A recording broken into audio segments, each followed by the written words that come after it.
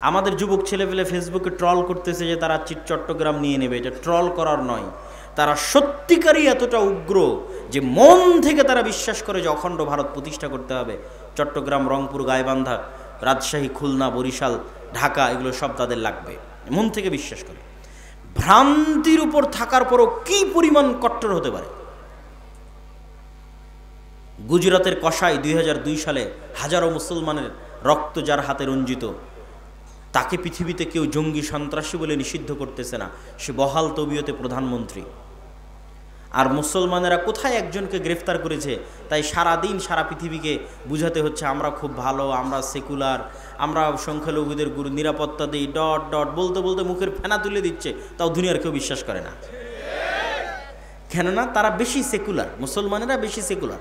তাদের এক গালে যদি আপনি মারেন তাহলে এরা আর এক গাল পেতে দিয়ে বলবে এই গালটা তো মেরে নাও।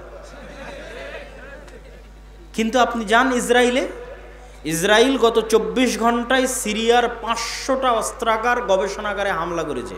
ইসরায়েল কাউকে জিজ্ঞেস করেছে যে আমি হামলা করতেছি সিরিয়াতে, আমাকে অনুমতি দাও? আমেরিকাকে জিজ্ঞেস করেনি। ড্যাম কেয়ার, পরোয়া করে না। সে কট্টর, তার নিজের দিনের উপর কট্টর, অ্যাগ্রেসিভ, উগ্র। যে 500টা জায়গায় বোমা হামলা করতে পৃথিবীর কোনো দেশকে জিজ্ঞাসা করার প্রয়োজন মনে করে না, হেজিটেশন ফিল করে না, দ্বিধা ফিল করে না। ওই ইহুদি জাতিকে আমি কাছ থেকে দেখে আসছি যে 500টা জায়গায় আক্রমণ করতে দ্বিধা ফিল করে না, ও দাড়ি রাখতে দ্বিধা ফিল করবে? ওরা ওদের দিনের উপর এরকম কট্টর, ড্যাম কেয়ার। ওরা দাড়ি রাখার সময় পরোয়া করে না কে জঙ্গি বলবে, কে সন্ত্রাসী বলবে। কিন্তু আপনি আপনার সমাজ, আপনার আশপাশ, পাড়া প্রতিবেশী দাড়ি রাখতে যান, হাজারবার চিন্তা করবেন আমাকে কি করবে, আমাকে ফাঁসিয়ে দেবে, মামলা দেবে, এই সেই ডট ডট, অনেক কিছু। এটাকে বলা হয় কলোনিয়াল মাইন্ড সেট আপ। ঔপনিবেশিক দাসত্ব এবং গোলামির একটা ধারা আমরা আমাদের রক্তের মধ্যে বহন করতেছি, আমাদের ব্লাডের মধ্যে। আমরা মানসিকভাবে এখনো স্বাধীন হতে পারি না। এই জন্য আমাদের অজান্তে যে আমার সামনে ভালো ইংরেজি বলে সে একজন স্মার্ট, যে ইংরেজি জানে না সে স্মার্ট নয়। আমাদের অজান্তে যে প্যান্ট শার্ট পরে সে স্মার্ট, যে পাঞ্জাবি দাড়ি টুপি পরে সে স্মার্ট নয়। কিন্তু আপনি ইংল্যান্ড থেকে বের হয়ে স্পেন যান, ইতালি যান, ফ্রান্স যান, বিমানবন্দরে পর্যন্ত ইংরেজি নাই। বিমানবন্দরে পর্যন্ত ইংরেজি নাই। মানে কেন? ওরা জাতিগতভাবে আমাদের চেয়ে মানসিকভাবে স্বাধীন। সে পরোয়া করে না কেন আমি ইংরেজি শিখব, তাকে আমার ফরাসি ভাষা শিখতে হবে। এইরকম মানসিকভাবে তারা উগ্র এবং স্বাধীন। তাহলে আপনার পার্শ্ববর্তী দেশ তার দিনের উপর কট্টর, উগ্র এবং অ্যাগ্রেসিভ এবং ড্যাম কেয়ার, পরোয়া করে না। তারপরে ইসরায়েল তার নিজের দিনের উপর কট্টর, অ্যাগ্রেসিভ, পৃথিবীর কাউকে পরোয়া করে না। অসংখ্য খ্রিস্টান কান্ট্রি, তাদের ওই সমস্ত দল ক্ষমতায় আসতেছে যারা ডানপন্থী কট্টর। তাহলে এত এত কট্টরের মধ্যে আপনি সেকুলার হয়ে বাঁচতে পারবেন না। সেকুলারিজম দিয়ে আপনার বাংলাদেশের স্বাধীনতা টিকবে না, বলে দিলাম। কেননা আপনাকে শুধু কম্প্রোমাইজই করতে হবে, আপনাকে কেউ বিশ্বাস করবে না। আপনিও যদি বাঁচতে চান, বাংলাদেশের স্বাধীনতাকে রক্ষা করতে চান, আপনাকেও আপনার দিনের উপর ড্যাম কেয়ার হতে হবে। আমি আল্লাহর নবীর সুন্নাতের অনুসরণ করি, কোরআন এবং হাদিসের আইন বাংলাদেশে বাস্তবায়ন করি, কার কি করার আছে করে নাও। যখন এরকম ড্যাম কেয়ার হবেন, বাংলাদেশ স্বাধীন, একদিনে স্বাধীন, 24 ঘন্টায় স্বাধীন। এবং এই স্বাধীনতা চিরস্থায়ী, স্থায়ী স্বাধীনতা। আপনাকে তেলাতে হবে না, তেল দিতে হবে না, কম্প্রোমাইজ করতে হবে না, বুঝাতে হবে না, প্রেস ব্রিফিং করতে হবে না, একদিনে স্বাধীন হয়ে যাবে। এবং আপনারাও যদি আপনাদের ব্যক্তি জীবনে প্র্যাকটিস করেন, ইহুদিদের দেখে শিখেন, তারা অভিশপ্ত। আল্লাহ সুবহানাহু ওয়া তাআলা বলেছেন তারা অভিশপ্ত। কোরআন মাজিদে আল্লাহ বলেছেন গায়রিল মাগদুবি আলাইহিম ওয়ালাদ-দালিন, এই ইহুদিরা অভিশপ্ত। কিন্তু আপনি ভয়ঙ্করভাবে আশ্চর্য হবেন, তারা একটা অভিশপ্ত জাতি হওয়ার পরেও সারা পৃথিবীর মানুষকে ইহুদিরা শিখালো ছেলে হোক মেয়ে হোক দুটি সন্তানই যথেষ্ট। আপনি আমাকে একটা ইহুদি ফ্যামিলি বের করে দিবেন যার একটাই সন্তান অথবা দুটোই সন্তান। প্রত্যেকটা ইহুদি ফ্যামিলির 4টা, 5টা, 6টা, 7টা করে সন্তান। এই জন্য ছোট যে কারগুলো আছে, এই কারগুলো তারা ইউজ করে না। তাদের জন্য বড় হাইস গাড়ি, নহা, যেটাতে 7-8টা সিট আছে, সেই গাড়ি লাগবে। কেননা ফুল ফ্যামিলি যেতে হলে ওই ছোট কারে তো হবে না। এই জন্য বড় গাড়ি বেশি ইউজ করে। সারা পৃথিবীতে ইহুদিরা এই সুদি কারবার প্রচলন করে রেখেছে। কোনো ইহুদির সাথে সুদি লেনদেন করে না, অথচ সারা পৃথিবীর সুদি কারবারের কন্ট্রোল তাদের হাতে, কিন্তু ওরা নিজেরা কখনো সুদি কারবার লেনদেন করে না। সারা পৃথিবীতে LGBTQ সমকামিতার মতো ভয়ঙ্কর অপরাধ গুনাহ শিখানোর জন্য কোটি কোটি টাকা তারা ব্যয় করতেছে, কিন্তু প্রত্যেকটা ইহুদি স্কুলে LGBTQ নিষিদ্ধ, এবং সেটা পরোয়া করে না যে এটা আমি নিষিদ্ধ করে রেখেছি তো কে আমাকে কি বলবে, এটা পরোয়া করে না। সম্মানিত উপস্থিতি, এই জন্য ওদের কাছে অনেক কিছু আপনার শিখার আছে যে নিজের দিনের উপর কি পরিমাণ কট্টর হতে হয়। আপনি বাংলাদেশ থেকে বের হয়ে আর একটা খ্রিস্টানের সাথে ঘুরলে আপনি চুল পরিমাণ ধাক্কা খাবেন না। আপনি দেখবেন যে ওই খ্রিস্টান 6 দিন 5 দিন কাজ করে যা টাকা ইনকাম করছে গার্লফ্রেন্ডের পিছনে, পাবে জুয়ায়, বারে মদে, উইকেন্ডে সাপ্তাহিক ছুটিতে শেষ করে দিচ্ছে। ফলত আপনার কাছে মনে হবে এটাই দুনিয়া, কিন্তু যখন আপনি একটা ইহুদির কাছে যাবেন, ইহুদির সাথে উঠা বসা করবেন, আপনি আশ্চর্য হবেন। আপনার হালালের চাইতে ওর হালাল খাওয়ার রেস্ট্রিকশন বেশি কঠিন। মদ শুকুর খাওয়া তো বহু দূরের কথা, ওর রেস্ট্রিকশনের জ্বালাতে আপনি টিকতে পারবেন না। আপনি বলবেন বাবারে আমরা কত বাছাই করি, তার চাইতে দেখি এরা আরও বেশি বাছাই করে। কি পরিমাণ কট্টর তাদের দিনের উপর। এমন কোনো রেস্টুরেন্ট নাই যে রেস্টুরেন্টে একজন হুজুরকে নিয়োগ দেওয়া নাই, যেই হুজুরের কোনো কাজ নাই, ওই ইহুদি রাবাইর কোনো কাজ নাই। একটাই কাজ, শুধু রান্নাটা হালাল পদ্ধতিতে হচ্ছে কিনা সেটা দেখবে। আপনাদের বালিয়াডাঙ্গি বাজারে যতগুলো রেস্টুরেন্ট আছে, মনে করেন প্রত্যেকটা রেস্টুরেন্ট মালিক একটা করে হুজুরকে চাকরি দিয়ে রেখেছে। হুজুরের কি কাজ? শুধু দেখবে যে রেস্টুরেন্টের রান্না কিভাবে হচ্ছে, হালাল অনুযায়ী হচ্ছে, ব্যাস। প্রত্যেকটা ইহুদি রেস্টুরেন্টে একজন করে রাবাই আছে। ডিমটা ভেঙে দিবে রাবাই, গরু মহিষ মুরগি জবাই করে দিবে রাবাই। পুরো নিয়ম কানুন ইহুদি ধর্ম অনুযায়ী পরিচালিত হচ্ছে কিনা তা দেখবে। কি পরিমাণ কট্টর হতে পারে তাদের দিনের উপর। ওদের 90 জন দাড়ি রাখে, আপনাদের কয়জন দাড়ি রাখে? কেন আপনারা দাড়ি রাখার বিষয়ে হেজিটেশন ফিল করেন, আপনারা দ্বিধায় ভোগেন, আপনার দিনের উপর আপনার কট্টরতা নাই, আপনার বিশ্বাস নাই, কিন্তু সে ড্যাম কেয়ার, সে পরোয়া করে না। আপনার পার্শ্ববর্তী দেশ হিন্দু, সে পরোয়া করে না, তার কপালে সিঁদুর দিবে, হাতে বালা দিবে, আরেকজন মুসলমানকে জোর করে বলাবে যে বল জয় শ্রীরাম, পরোয়া করে না, ড্যাম কেয়ার। কিন্তু আপনি কেন ভীতু কাপুরুষ? কেন আপনি হেজিটেশন ফিল করেন আপনার দিনের উপর? আপনি যতদিন হেজিটেশন ফিল করবেন গোলাম থাকবেন। কট্টর হন যে আমার দিনের জন্য আমি জীবন দিয়ে দেবো, যা করার করো। একদিনে স্বাধীন, আজীবনের গোলামি থেকে একদিনে স্বাধীন। এটা গেল 1 নাম্বার, যে আমাদেরকে আমাদের দিনের উপর, আমাদের আল্লাহর নবীর সুন্নাতের উপর, আল্লাহ সুবহানাহু ওয়া তাআলার বিধানের উপর উইদাউট এনি কম্প্রোমাইজ কট্টর হতে হবে। কোনো প্রকার ছাড়, মিউ ছাড়া কট্টর হতে হবে। এটা আমার দিন, আমি এটা মানবো, এটা আমি চাই। আপনি স্বাধীন হয়ে যাবেন। তারপরে আমাদের করণীয় কি? তারপরে আমাদের করণীয় হচ্ছে আমাদের যুবক সমাজ, আমাদের ছেলে মেয়েরা,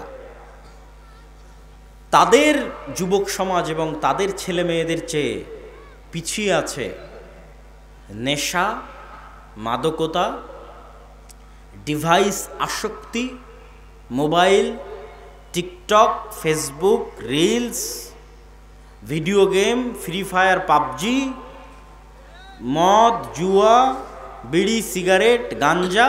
এগুলোর মধ্যে আমাদের যুবক এবং ছাত্র সমাজ তাদের চারিত্রিক এবং নৈতিক পদস্খলন ঘটিয়ে ফেলেছে। ফলত তাদের প্রোডাক্টিভিটি নাই। মানুষও একটা মেশিন, এই মেশিনের একটা কাজ আছে, তাকে উৎপাদন করতে হবে। আপনারা যারা গার্মেন্টসে কাজ করেন, সেখানে উৎপাদন হয়, কতটা কাপড় তৈরি হলো গণনা করা হয়। আপনি একটা মেশিন, আপনি কি উৎপাদন করছেন? আমাদের যুবক সমাজ কি উৎপাদন করছে? সে তো শুধু সময় নষ্ট করছে। কিন্তু ওই সমস্ত দেশের যাদেরকে আমরা রোজ সকাল সন্ধ্যা গালি দিচ্ছি, গালি দিয়ে লাভ নাই, তারা তাদের সময়কে নষ্ট করে না, তারা তাদের সময়কে কাজে লাগায়, তারা প্রোডাক্টিভ। আর আল্লাহ সুবহানাহু ওয়া তাআলা পৃথিবীকে যেই সিস্টেমে ডেভেলপ করেছেন, ওই সিস্টেমে যদি একটা হিন্দুও চলে, একটা ইহুদিও চলে, আল্লাহ বাধা দিবেন না, ওই সিস্টেম অনুযায়ী তার কাজ হবে। এই কথাটা মনে হয় বুঝলেন না। আল্লাহ পৃথিবীতে সিস্টেম তৈরি করেছে আগুন জ্বালায়। আগুন কি করে? ছুরি কাটে। তো এখন একজন যদি আর একজনের উপর ছুরি কাটে, তো 99% সময় আল্লাহ সুবহানাহু ওয়া তাআলা দেখবেন না কাকে কাটছে। অন্যায় ছুরিকে আল্লাহ কাটার কাজ দিয়ে, যেভাবে আল্লাহ পৃথিবী ডেভেলপ করেছে, আর একজন কাটছে, কেটে যাবে। ওই অনেক স্বল্প সময় ইতিহাসে এক একটা দেখানোর জন্য ইব্রাহিম আলাইহিস সালাতু ওয়াস সালামকে আগুনে ফেলে দেওয়া হয়েছে, জ্বলেনি। এক একটা দেখানোর জন্য, আল্লাহর ক্ষমতা, মুজিজা দেখানোর জন্য। কিন্তু আসলে আপনি মুমিনকে ফেলেন, মুসলিমকে ফেলেন, তাহাজ্জুদ গুজারকে ফেলেন, আল্লাহ পৃথিবী ডেভেলপ করেছে এইভাবে যে আগুনে ফেললে আগুন জ্বালিয়ে দিবে। কাকে ফেললো এটা দেখার বিষয় নয়, আগুনে ফেললে জ্বলবে। তো আল্লাহ সুবহানাহু ওয়া তাআলা পৃথিবী ডেভেলপ করেছে যে জ্ঞানে, বিজ্ঞানে, প্রযুক্তিতে যত বেশি এগিয়ে যাবে পৃথিবীতে ক্ষমতা তার থাকবে। তখন জ্ঞানে খ্রিস্টান আগিয়ে গেল কি মুসলমান আগিয়ে গেল, আল্লাহ সুবহানাহু ওয়া তাআলা ওটা দেখবেন না। পরিশ্রম করে জ্ঞানে ইহুদি আগিয়ে গেছে, পৃথিবী ওদের। পরিশ্রম করে জ্ঞানে আমেরিকা এগিয়ে গেছে, পৃথিবী ওদের। মুসলমানের সন্তান পরিশ্রম করে না, মদ জুয়া আড্ডা নিয়ে ব্যস্ত থাকে, তোরা গোলাম।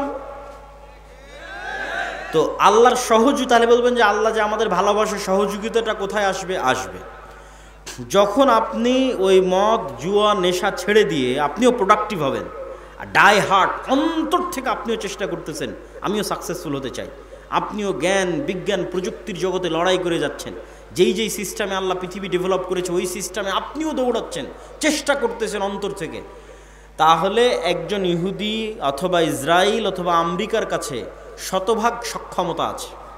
শতভাগ সক্ষমতা থাকার পর সে হয়তো 90% চেষ্টা করতেছে। আপনার কাছে 50% সক্ষমতা আছে, আপনিও 90% চেষ্টা করতেছেন। আর 50% সক্ষমতা না থাকলেও আল্লাহ আপনাকে বিজয় করে দিবে। আল্লাহ আপনাকে কি করে দিবে? বিজয় করে দিবে। এই জায়গায় তখন আপনি আল্লাহর দয়া এবং রহমত পাবেন। কিন্তু আপনি যদি চেষ্টা না করেন, তার আগ পর্যন্ত দয়া রহমত পাবেন না, তার আগ পর্যন্ত গোলাম থাকবেন। তাহলে আমাদের যুবক সমাজ এবং ছাত্র সমাজ, ইয়াং জেনারেশন, তাদেরকে অবশ্যই তারা যে অন্ধকার জগতে ফেঁসে আছে, তারা যে জ্ঞানের পিছনে ইনভেস্ট করে না। আমি ইংল্যান্ডে 1 বছর ছিলাম, পার্কে যাই, বিশ্ববিদ্যালয়ে যাই, ট্রেনে উঠি, বিমানে উঠি, বাসে উঠি, কাউকে না কাউকে দেখি বই হাতে নিয়ে পড়তেছে। ওদের দেখে আমি নিজেকে লজ্জিত বোধ করতাম যে সে মুমিন নয়, কিন্তু সে পড়তেছে, সে বেপরদা অবস্থায় আছে, কাফেরা, সে পড়তেছে। তাহলে আমি একজন মুমিন হয়ে আমি পড়তেছি না? তখন ওদের দেখা দেখে আমিও যাত্রাপথে পড়া শুরু করেছিলাম যে, এবং অনেক বই আমি তখন ওই ইংল্যান্ডে থাকা অবস্থায় সফরের মধ্যে পড়ে শেষ করেছি। কিন্তু বাংলাদেশে আসার পর এখন পর্যন্ত আর কোথাও দেখলাম না যে একটা মানুষ কোথাও বই হাতে নিয়ে পড়তেছে। তখন আমার মধ্যে থেকে ওই স্বভাবটা হারিয়ে গেছে। তাহলে আমাদের মধ্যে পড়ার এবং জ্ঞান অর্জনের আগ্রহ নাই। আমাদের সাধারণ সেকুলার ছাত্র জনতা তো বহুদূরে থাক, ইসলামপন্থী মানুষজন তাদের সময় নষ্ট করে পারস্পরিক হিংসা বিদ্বেষ, গুতাগুতি, মারামারি, ঠেলাঠেলি, গীবত, পরনিন্দায়। যারা ইসলাম নিয়ে আলোচনা করে তারাও দুইজন যখন একত্রিত হয়, কোরআনের একটা আয়াত নিয়ে আলোচনা কর, কোরআনের হাদিসের একটা, বুখারী শরীফের একটা হাদিস নিয়ে আলোচনা কর, দিনের একটা বিষয় নিয়ে আলোচনা কর। না, কোন হুজুর কোন বক্তায় কি বলল, কে কোথায় ফেসবুকে কি কমেন্ট করেছে, কার বিরুদ্ধে কে লাগলো, এক জায়গায় একত্রিত হলে সেগুলো নিয়ে গল্প শুরু হয়ে গেল। সময় নষ্ট, প্রোডাক্টিভিটি নষ্ট। অতএব হে যুবক সমাজ, হে ছাত্র ভাইয়েরা, আমরা যদি আমাদের সময়কে সঠিকভাবে কাজে না লাগাই, জ্ঞান অর্জন না করি, তাহলে আমরা কখনোই পৃথিবীতে আর 10টা জাতির সাথে পাল্লা দিয়ে স্বাধীন হতে পারবো না। গোলাম থাকতে হবে, গোলাম আছি, গোলাম থাকতে হবে। আমি চেষ্টা না করলে আল্লাহ রাস্তা দেখাবে না। অতএব আমাদের জাতির মুক্তির জন্য কাউকে না দেখে হলে অন্তত আপনার পাশে যারা আছে তাদের দেখে শিখেন। হিন্দুদেরকে দেখে শিখেন, আপনারা তাদের নিয়ে কত হাসি ঠাট্টা করেন, কত মজাক করেন, অথচ পৃথিবীর দ্বিতীয় সিলিকন ভ্যালি হিন্দুরা বেঙ্গলোরে বানিয়েছে। আমেরিকাতে একটা সিলিকন ভ্যালি আছে, জ্ঞান বিজ্ঞান প্রযুক্তির সেন্টার, দ্বিতীয়টা হিন্দুরা বানিয়েছে বেঙ্গলোরে। পড়াশোনা করে, জ্ঞান অর্জন করে। অতএব তাদেরকে নিয়ে ট্রোল করে হাসি ঠাট্টা করে লাভ নেই। আপনারা পড়েন, শিখেন, জ্ঞান অর্জন করেন, টেক্কা দেন পৃথিবীর সাথে, না হলে আমাদেরকে গোলাম থাকতেই হবে। আমি আমার বক্তব্যের সারমর্ম করতে চাই। শুরুতে কি বলেছিলাম মনে আছে? সব হয়তো ভুলে গেছেন। শুরুতে বলেছিলাম যে আজকে এখনই 2 বছরের মধ্যে 1 বছরের মধ্যে ভোট করে ক্ষমতায় যেতে হবে, এই চিন্তা বাদ দিয়ে চিন্তা করতে হবে 100 বছর পর ইসলাম বাংলাদেশের ক্ষমতায় আসবে কোনো কম্প্রোমাইজ ছাড়া এবং স্থায়ীভাবে। তার জন্য কি করা লাগবে সেটা করেন। 100 বছর পর ইসলাম বাংলাদেশের ক্ষমতায় আসবে উইদাউট এনি কম্প্রোমাইজ এবং স্থায়ীভাবে। তার জন্য কি করা লাগবে? তার জন্য শক্তিশালী প্রতিষ্ঠান লাগবে, শক্তিশালী মিডিয়া লাগবে, শক্তিশালী অর্থনৈতিক প্রতিষ্ঠান লাগবে। সেগুলো প্রতিষ্ঠা করার পিছনে আমাদের সময় এবং শ্রম দিতে হবে। তারপরে কি তুলে ধরেছি? তারপরে আপনাদের সামনে তুলে ধরেছি যে আমাদের ব্যক্তিগত সামাজিক জীবনে ন্যায়পরায়ণতা যদি না থাকে আমরা কখনোই আল্লাহর দয়ায় ক্ষমতায় যেতে পারবো না। অতএব আমাদের ব্যক্তিগত জীবনে কি লাগবে? ন্যায়পরায়ণতা লাগবে। এবং ন্যায়পরায়ণতার উদাহরণ দিতে গিয়ে বলেছি আমরা আমাদের স্ত্রীদের সাথেও ন্যায়পরায়ণ নই। আপনি জিজ্ঞেস করেন আপনি আপনার স্ত্রীর সাথে ন্যায়পরায়ণ কিনা, আপনার বউকে জিজ্ঞেস করেন সে তার শাশুড়ির সাথে ন্যায়পরায়ণ কিনা, শাশুড়িকে জিজ্ঞেস করেন সে তার বৌমার সাথে ন্যায়পরায়ণ কিনা। সমাজে যত অশান্তি, ফিতনা এবং ফাসাদ বিরাজ করছে তার প্রত্যেকটা কারণ হচ্ছে ন্যায়পরায়ণতা না থাকা। ইসলামী দলে দলে মারামারি, মাদ্রাসায় মাদ্রাসায় মারামারি, হুজুরে হুজুরে মারামারি, এগুলো একটাও ফতোয়ার কারণ নয়, ডাহা মিথ্যা কথা। কোনো ফতোয়ার সমস্যা নাই, ন্যায়পরায়ণতা নাই। হয় দলের আমির জালেম, না হয় মামুর জালেম। হয় দলের আমির মাজলুম, না হয় মামুর মাজলুম। হয় দলের আমির মিথ্যুক, না হয় মামুর মিথ্যুক। হয় মসজিদের সভাপতি জালেম, না হয় মসজিদের ইমাম সাহেব জালেম। হয় মসজিদের সভাপতি মাজলুম, না হয় ইমাম সাহেব মাজলুম। যত জায়গায় সমস্যা আছে প্রত্যেকটা জায়গায় ন্যায়পরায়ণতার অভাব আছে। এই জন্য মুসলমানদের প্র্যাকটিস করতে হবে নিজেদের ব্যক্তি, সমাজ এবং পারিবারিক জীবনে ন্যায়পরায়ণতা প্রতিষ্ঠা করার। 3 নাম্বার কি বলেছি? আমাদেরকে আমাদের দিনের উপর কট্টর হতে হবে এবং কলোনিয়াল মাইন্ড সেট আপ, 190 বছর ব্রিটিশদের যে গোলামি করেছি ওই গোলামি করতে গিয়ে আমাদের রক্তের মধ্যে ঢুকে গেছে যে যার দাড়ি চাছা সে স্মার্ট আর যার মুখে দাড়ি আছে সে আনস্মার্ট। এই কলোনিয়াল মাইন্ড সেট আপের মুখে লাথি মারতে হবে, স্বাধীন হতে হবে।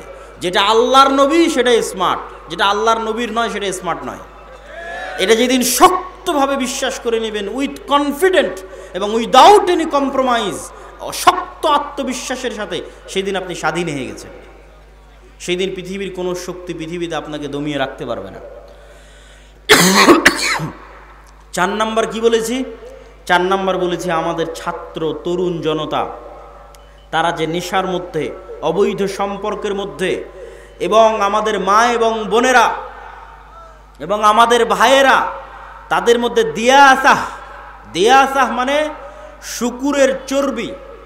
শুকুর অপবিত্রতা, অপরিচ্ছন্নতা, নোংরামি পছন্দ করে। শুকুর তার নিজের বিষ্ঠা, নিজের মল চেটে খায়, লজ্জা নাই। এই শুকুরের চর্বিকে বলা হয় দিয়াসাহ। রাসূল সাল্লাল্লাহু আলাইহি ওয়াসাল্লাম বলেছেন লা ইয়াদখুলুল জান্নাতা দায়ুস, দায়ুস জান্নাতে যাবে না, শুকুর জান্নাতে যাবে না, শুকুরের চর্বি জান্নাতে যাবে না। তো শুকুরের চর্বির সাথে জান্নাতে যাওয়ার কি সম্পর্ক? মানে ওই মানুষ জান্নাতে যাবে না যার রক্ত, যার চর্বি শুকুরের রক্ত শুকুরের চর্বির মতো হয়ে গেছে। কার রক্ত কার চর্বি শুকুরের রক্ত শুকুরের চর্বির মতো হয়ে গেছে? যার পরিবারের মধ্যে বেহায়াই আছে, নির্লজ্জতা আছে, কিন্তু তার অন্তরে কষ্টবোধ নাই, তার অন্তরে দুঃখবোধ নাই, লজ্জাবোধ নাই, সে দায়ুস, সে জান্নাতে যাবে না। আপনি দায়ুস হলে সমস্যা কি? আমি যদি দায়ুস হই তাহলে সবচেয়ে বড় সমস্যা হচ্ছে বাবা দায়ুস বা ভাই দায়ুস, তার মেয়ে অথবা তার বোন বেপরদা অবস্থায় চলাফেরা করে, অথবা তার স্বামী দায়ুস, স্ত্রী বেপরদা অবস্থায় চলাফেরা করে, তার অন্তরে কোনো ব্যথা নাই, মানে তার রক্ত শুকুরের রক্ত হয়ে গেছে। এই মানুষ আর ওই বেপরদা যে স্ত্রী, এই 2 জনের ঘরে কখনোই সাহসী পুরুষের জন্ম হবে না। খালিদ বিন ওয়ালিদ, ওমর ইবনুল খাত্তাব, সুলতান মোহাম্মদ ফাতেহের মতো বীর সেনানীর জন্ম হবে না। কি জন্ম হবে? দায়ুস বাবার ঘরে এবং দায়ুস মায়ের ঘরে মেয়েলি পুরুষ সন্তানের জন্ম হবে। বুঝেননি মনে হয়? হিজড়া পুরুষ সন্তানের জন্ম হবে, যার মধ্যে পৌরুষত্ব নাই। পৌরুষত্ব মানে শুধু পুরুষ হওয়া নয়, পৌরুষত্ব মানে সেই সাহসিকতা, সেই আত্মমর্যাদা, সে আত্মসম্মান, সেই ব্যক্তিত্ব, সেই পার্সোনালিটি। ওই রকম সন্তান জন্ম হবে না যে পৃথিবীকে নেতৃত্ব দিবে। এই জন্য পাশ্চাত্যরা চায় যেন আপনাদের মাদের গর্ভ থেকে নেতা জন্ম না হয়, বরং কি জন্ম হয়, ওই রকম LGBTQ সমকামী মেয়েলি সন্তানের জন্ম হয়। এটা হবে যদি আপনি দায়ুস হন এবং আপনার স্ত্রী দায়ুস হয়। আপনার মধ্যে পৌরুষত্ব নাই, মানে সাহসিকতা নাই, ব্যক্তিত্ব নাই, পার্সোনালিটি নাই। আর এই ব্যক্তিত্ব পার্সোনালিটিকে অসংখ্য জিনিস ধ্বংস করে, শুধু বেপর্দা ধ্বংস করে না, আর অনেক কিছু ধ্বংস করে। বেপর্দা যেমন আমাদের ইনার অভ্যন্তরীণ পার্সোনালিটি ব্যক্তিত্বকে ধ্বংস করে, ঠিক তেমনি লোন, ধার, কর্য পার্সোনালিটিকে ধ্বংস করে। ইসলামে অর্থনৈতিক মূল্যবোধের 1 নাম্বার পয়েন্ট হচ্ছে আল কানাআহ, অল্পে সন্তুষ্ট থাকা। আমি সুদ ভিত্তিক লোনের কথা বলতেছি না, গোটা হাদিস শাস্ত্র এবং গোটা কোরআন শাস্ত্র খুঁজে আপনি আমাকে দেখাবেন যে আপনার বাড়ি মাটির আছে, মাটির থেকে টিনের করার জন্য আপনি কর্জে হাসানা নিবেন, এর দলিল কোরআন এবং হাদিসে আছে। সুদ ভিত্তিক লোনের কথা বলছি না, কর্জে হাসানা।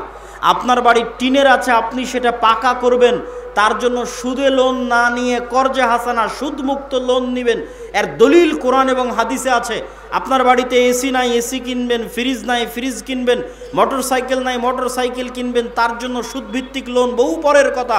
আপনি কর্জে হাসানা সুদ ছাড়াই ভাই বোন আত্মীয় স্বজনদের কাছে লোন নেবেন, এর কোনো দলিল আপনি কোরআন এবং হাদিস থেকে আমাকে দেখাতে পারবেন না। তাহলে কর্জে হাসানা কখন নেবেন? সুদভিত্তিক লোন বহু পরের কথা। কর্জে হাসানা কখন নেবেন? যখন মরে যাচ্ছেন, অপারেশন থিয়েটারে আছেন, টাকা নাই, অপারেশন না হলে, টাকা না ব্যবস্থা করতে পারলে ছেলে মারা যাবে, তখন কর্জে হাসানা চাইতে পারবেন। আমি যদি বুঝাতে না পারি তাহলে এটা আমার ব্যর্থতা। কেন?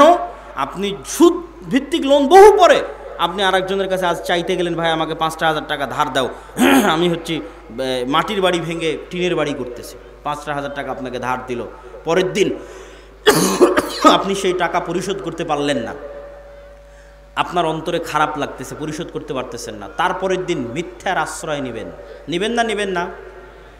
মিথ্যার আশ্রয় নেবেন না? নেবেন না? মিথ্যার আশ্রয় নেবেন। যেই দিন থেকে মিথ্যা বলা শুরু করলেন, ওই দিন থেকে আপনার ব্যক্তিত্ব নষ্ট হয়ে গেল, আপনার পৌরুষত্ব নষ্ট হয়ে গেল, আপনার আত্মমর্যাদা, আত্মসম্মান নষ্ট হয়ে গেল। আপনি এখন আর পূর্ণ মুসলিম থাকতে পারবেন না, আপনি বিক্রি হয়ে গেছেন, মুনাফিক হয়ে গেছেন। পরের দিন আপনার ছেলেকে মিথ্যা বলা শিখাবেন, তারপরের দিন আপনার বউকে মিথ্যা বলা শিখাবেন, পুরো পরিবার মিলে বেহায়া হয়ে যাবেন, পুরো পরিবার মিলে আত্মমর্যাদাহীন, ব্যক্তিত্বহীন, থার্ড ক্লাস পরিবারে পরিণত হয়ে যাবেন। সুতরাং ওই পরিবার থেকে বীর মুজাহিদের জন্ম হবে না, বীর সাহসী পুরুষের জন্ম হবে না। কেন? মিথ্যার আশ্রয় নিচ্ছে পুরো ফ্যামিলি। এই জন্য আল্লাহ নবী বলেছে, খবরদার তোমরা ধার কর্জ লোনের ধারে কাছে যেও না। সুদ ভিত্তিক তো বহু পরে, আমি কর্জে হাসানার কথা বলতেছি, এখন যেই কথাগুলো বলতেছি এগুলো কর্জে হাসানা, সুদ ছাড়া। সুদ সহ নেওয়া আরো পরে, সুদ ছাড়াই আপনি কর্জ নেবেন কখন? যখন মরে যাচ্ছেন তখন, তাছাড়া নয়। তাহলে কি থাকবে? আপনার আত্মমর্যাদা, মাথা উঁচু থাকবে, আত্মসম্মান উঁচু থাকবে, আপনার সন্তান আত্মমর্যাদা সম্পন্ন হবে, ব্যক্তিত্ব সম্পন্ন হবে, সাহসী হবে, কোনোদিন কোথাও মাথা নিচু করবে না, অন্যায়ের বিরুদ্ধে রুখে দাঁড়াবে, বীর সেনানী হবে, বীর সেনাপতি হবে, নেতা হবে, পৃথিবীকে নেতৃত্ব দিবে। সম্মানিত উপস্থিতি, আল্লাহ সুবহানাহু ওয়া তাআলা আমাদের এই ছোট্ট সংক্ষিপ্ত আলোচনাকে গুরুত্ব সহকারে মানার তৌফিক দান করুক, আল্লাহুম্মা আমিন। আপনাদের আল জামিয়া সালাফিয়া দিনাজপুর নাম শুনেছেন? অত্র রংপুর অঞ্চলের বৃহত্তম দ্বীনী শিক্ষা প্রতিষ্ঠান, এরিয়ার দিক থেকে, ছাত্রের দিক থেকে, শিক্ষকের মানের দিক থেকে। এই অঞ্চলের জন্য এটা নেয়ামত। আপনাদেরকে এই নেয়ামতকে মূল্যায়ন করা উচিত, শুকরিয়া আদায় করা উচিত। আর শুকরিয়া আদায় করবেন কিভাবে? কয়েকভাবে। সন্তানকে ভর্তি করাতে পারেন, জামিয়া সালাফিয়ার মাসিক আল ইতিসাম নিতে পারেন, জামিয়া সালাফিয়ার সালাফি কনফারেন্সে যেতে পারেন। এখান থেকে যান আপনারা সালাফি কনফারেন্সে দিনাজপুরের। এইবারের সালাফি কনফারেন্স কয় তারিখে আছে কে বলতে পারবেন? আপনারা তো খবরই রাখেন না, তাহলে কেমনে হবে? যে 30 এবং 31 জানুয়ারি আল জামিয়া সালাফিয়া দিনাজপুরের সালাফি কনফারেন্স। দেশ এবং বিদেশের বড় বড় বক্তাগণ 2 দিন ব্যাপী থাকবেন। আপনারা সেখানে জনগণ সহ বাস সহ উপস্থিত হওয়ার চেষ্টা করবেন। মাসিক আল ইতিসামের কোনো এজেন্ট আছে আপনাদের এলাকায়? এই পুরো অনুষ্ঠানের মধ্যে কেউ আছে মাসিক আল ইতিসামের এজেন্ট? যদি না থেকে থাকে আমি উদাত্ত আহ্বান জানাবো, যারা আজকের প্রোগ্রাম আয়োজন করেছেন, যারা আজকের অনুষ্ঠান আয়োজন করেছেন, আপনারা যদি মনে করেন যে সত্যিকার ভালোবাসা জামিয়া সালাফিয়ার সাথে আল্লাহর সন্তুষ্টির জন্য, দুনিয়াবি কোনো স্বার্থে নয়, আজকে আমি একদিনের জন্য আপনার কাছে এসেছি, প্রতি মাসে আমি আপনার কাছে আসব, আমার লেখা আপনার কাছে আসবে। গত মাসের সম্পাদকীয় পড়ে দেখেন, তার আগের মাসের সম্পাদকীয় পড়ে দেখেন, এই মাসের যে সম্পাদকীয় আসতেছে জানুয়ারির সংখ্যায় সেটা পড়ে দেখেন। জানুয়ারি সংখ্যার সম্পাদকীয় সিরিয়ার ওপর লেখা আছে। আজকে সিরিয়ার ওপর কোনো আলোচনাই করিনি। প্রতি মাসে আমাদের মেসেজ, আমাদের বক্তব্য আপনার কাছে চলে আসবে। স্থায়ী সম্পর্ক, এই স্থায়ী সম্পর্কগুলোকে গুরুত্ব দিবেন। দাওয়া ইলাল্লাহর মক্তব পরিচালিত হচ্ছে, 400টার মতো মক্তবের মধ্যে জাতীয় মক্তব প্রতিযোগিতা আয়োজন হয়েছে। এই সকল মক্তবের শিক্ষকদের যাতায়াত খরচ দিয়ে জামিয়া সালাফিয়া ডাঙ্গিপাড়াতে আমরা প্রশিক্ষণ দিয়েছি, সিলেবাস দিয়েছি। তাহলে এই মক্তবগুলোর মতো যদি আপনারা আপনাদের মক্তব পরিচালিত না করেন, এত সুযোগ সুবিধা দেওয়ার পরও, তাহলে দায়ী আমরা না, আপনারা। আপনার ইমাম আমার জামিয়া সালাফিয়া থেকে ট্রেনিং দিবে, এর জন্য টাকা লাগবে না, আমি যাতায়াত খরচ দিব। ওখানে থাকা থেকে খেয়ে ট্রেনিং নিবে, তার থাকা খাওয়া খরচ আমি দিব। কেন আপনারা আপনাদের মক্তবের ইমামদের পাঠাচ্ছেন না? যারা জালসার আয়োজন করেছেন, তারা যাদের সাথে যোগাযোগ করছেন আমাদের অফিসে, তাদের সাথে যোগাযোগ করে অবশ্যই জরুরি ভিত্তিতে আপনাদের আশেপাশের মক্তবের শিক্ষকদের রাজশাহীতে ট্রেনিংয়ে পাঠান। দেখবেন ট্রেনিং নিয়ে আসার পরে গ্রাম পরিবর্তন হয়ে গেছে, গ্রামের ছোট ছোট বাচ্চাদের দিন শিক্ষা পরিবর্তন হয়ে গেছে। আমরা যদি ওই ছোটো বাচ্চাদের অন্তরে দিনের জ্ঞান না দিতে পারি, তাহলে এই একদিনের 1 ঘন্টার বক্তব্যে আমি আপনাকে পূর্ণ দিন শিখাতে পারবো না। কোথায় আজ বছরে 3, 4, 5 বছরে এখানে একবার আসলাম, কিন্তু আমি অল টাইম আপনার গ্রামে থাকবো। আমার সিলেবাস অনুযায়ী আপনার বক্তব্যটা চালান। আপনার শিক্ষককে আমাদের জামিয়া সালাফিয়া থেকে ট্রেনিং দিয়ে নিয়ে আসেন, তাহলে আমি আব্দুল্লাহ 24 ঘন্টা আপনার গ্রামে আছি, আপনার ছেলেদের সাথে আছে, আপনার সন্তানদের সাথে আছে। মাসিক আল ইতিসামের এজেন্ট হন, আমরা প্রতি মাসে আপনাদের কাছে চলে আসতেছি। সম্মানিত উপস্থিতি, জামিয়া সালাফিয়ার সার্বিক কাজের জন্য আপনারা আল্লাহ সুবহানাহু ওয়া তাআলার নিকটে দোয়া করবেন, আল্লাহ সুবহানাহু ওয়া তাআলা যেন কবুল করে, আল্লাহুম্মা আমিন। জামিয়া সালাফিয়া ডাঙ্গিপাড়া বাবা রাজশাহী, জামিয়া সালাফিয়া রূপগঞ্জ নারায়ণগঞ্জ, জামিয়া সালাফিয়া তেঘরা বিরল দিনাজপুর, জামিয়া সালাফিয়া বরিশাল, এই প্রত্যেক প্রতিষ্ঠানগুলো মিলে প্রায় 5000 ছাত্রছাত্রী, 250 থেকে 300 শিক্ষক শিক্ষক কর্মকর্তা কর্মচারী, মাসিক আল ইতিসাম, মাকতাবাতুস সালাফ, আদ-দাওয়া ইলাল্লাহ, এগুলো সব মিলিয়ে যে বৃহৎ কার্যক্রম চলতেছে। রূপগঞ্জ নারায়ণগঞ্জে 10,000 মুসল্লি সালাত আদায় করতে পারবে। এই মসজিদ নির্মাণ চলতেছে, যার বেসমেন্ট ঢালাই কিছুদিন আগে হলো। আর আপনাদের তেঘরা বিরল দিনাজপুরেও মসজিদের কার্যক্রম শুরু হয়ে গেছে, মাঝে মধ্যে গিয়ে দেখে আসবেন, আল্লাহর সন্তুষ্টির জন্য দান করে আসবেন। আপনাদের প্রতিষ্ঠান, আপনাদের এলাকার প্রতিষ্ঠান এবং আপনাদের শ্রদ্ধেয় শায়েখ আব্দুর রাজ্জাক বিন ইউসুফের জন্য দোয়া করবেন, আল্লাহ সুবহানাহু ওয়া তাআলা তার হায়াতে তাইয়্যিবা দান করুক, আল্লাহুম্মা আমিন। এই বলে আমি আমার বক্তব্য এখানেই শেষ করছি। অনেক দূরের পথ আমাদের আগাতে হবে। সংক্ষিপ্ত প্রশ্নোত্তর দিয়ে আমি আপনাদের নিকট থেকে বিদায় নিতে চাচ্ছি। আল্লাহ সুবহানাহু ওয়া তাআলা আজকে আমরা যে আলোচনা করলাম, এই আলোচনা শোনার এবং মানার তৌফিক দান করুক, আল্লাহুম্মা আমিন। প্রিয় শায়েখ, আমার মা এবং আমার স্ত্রী সালাত আদায় করে, পর্দা করে না, তাদের সালাত কি কবুল হবে? যদি ধৈর্য থাকে প্রশ্নোত্তরগুলো বসে শুনে যান, কথাবার্তা হইচই না করে। কোনো গুনাহের কারণে সালাতকে কটাক্ষ করা যাবে না। কি বললাম বলেন তো? কোনো গুনাহের কারণে কাকে কটাক্ষ করা যাবে না? সালাতকে। দেখো কত বড় নামাজি আর বউ বেটি পর্দা করে না, না, কটাক্ষ করে, তার সালাতকে কটাক্ষ করা যাবে না। দেখো কত বড় সুদখোর, সুদও খায়, নামাজ পড়ে, সালাতকে কটাক্ষ করা যাবে না। সুদ খায় তার জন্য আপনি দাওয়াত দেন, আর স্ত্রী আর কন্যা বেপর্দায় চলে তার জন্য দাওয়াত দেন, কিন্তু নামাজ যে পড়তে আসে এটা পড়তে হবে, এটা ভালো। এটা সুদ খেলেও পড়তে হবে, ঘুষ খেলেও পড়তে হবে, স্ত্রী বিপর্দায় থাকলেও পড়তে হবে। আমরা জানি জমি বন্ধক নিয়ে খাওয়া জায়েজ নয়। এখন কথা হলো, যারা জমি বন্ধক নিয়ে খায় তাদেরকে বললে তারা বলে টাকা ফিরিয়ে নেওয়ার সময় কিছু টাকা জমির খাজনা বাবদ কম নিলে নাকি জায়েজ হয়ে যায়। জমি বন্ধক এক প্রকার সুদ। কি সিস্টেমের সুদ আমি বলি। আপনি আমাকে বললেন যে আব্দুল্লাহ ভাই, আমার এই জমি আপনি আবাদ করেন, আপনি আমাকে 50,000 টাকা দেন। যতদিন আমি 50,000 টাকা আপনাকে পরিশোধ করতে না পারছি, ততদিন আপনি এই জমি ভোগ করবেন। আর ইসলাম এটাকে দেখবে কিভাবে? ইসলাম এটাকে দেখবে, আমি একটু ঘুরিয়ে বলি তাহলে আপনার কাছে ক্লিয়ার হবে। ইসলাম এটাকে দেখবে এইভাবে, ভাই আমার 50,000 টাকা কর্জ দরকার, ঠিক আছে আমি তোমাকে 50,000 টাকা কর্জ দিব, তবে আমার একটু সুদ লাগবে। কি সুদ লাগবে? এই 50,000 টাকা পরিশোধ না করা পর্যন্ত আমি তোমার জমির আবাদ খেতে চাই। এই যে আমি 50,000 টাকা পরিশোধ না করা পর্যন্ত তোমার জমির আবাদ খেতে চাই, এটা 50,000 টাকা লোন দেওয়ার বিনিময়ে আমি সুদ ভক্ষণ করতেছি। আপনারা লেনদেন করতেছেন ঘুরিয়ে, ওইটাকে একটু সোজাভাবে দেখেন। আপনারা লেনদেন করতেছেন ঘুরিয়ে, কি ভাই আমার জমি তোমার কাছে থাকলো, আমাকে একটু 50,000 টাকা দাও, না ওইভাবে আপনি করতেছেন। কিন্তু আসলে কি ঘটতেছে? আসলে ঘটতেছে ভাই আমি 50,000 টাকা কর্জ নেব, তাহলে ঠিক আছে আমি তোকে 50,000 টাকা কর্জ দিব, কিন্তু আমার সুদ দরকার। সুদটা কি? আমি টাকায় সুদ চাচ্ছি না, আমি সুদ চাচ্ছি জমিতে।